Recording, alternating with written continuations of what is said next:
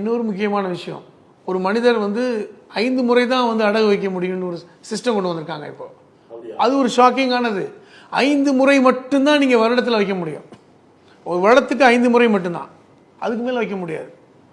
இது ரொம்ப கொடுமையானது இல்லை? ஏன்னா உங்களுக்கு எப்போ தேவைக்கு வைப்பாங்க. ஒரு குறுகிய அமௌண்ட்டுக்கு ஒரு 10,000 ரூபா தேவைன்னா கூட வச்சுட்டு போனவங்க சாமானிய மக்கள் இருக்காங்க. நீங்கள் 5 முறை தான் வைக்க முடியும்.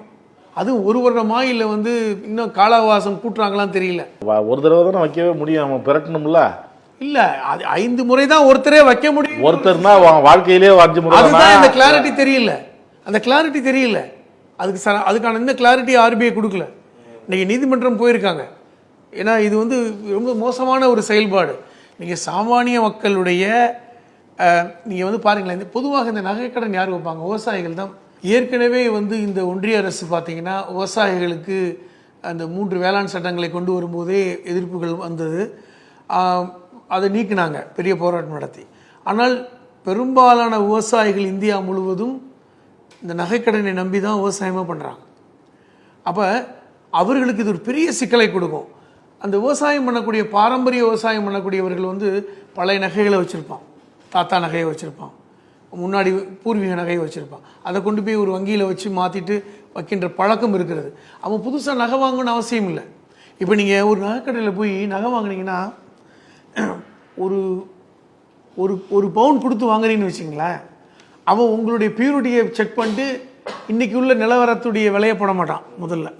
இப்போ இன்றைக்கி ஒரு 8,500 ரூபா ஒரு கிராம் இருக்குன்னா அவன் உங்களுடைய பியூரிட்டியை செக் பண்ணிட்டு 7,000 6,500 போடுவான். அதில் ஒரு விஷயம்.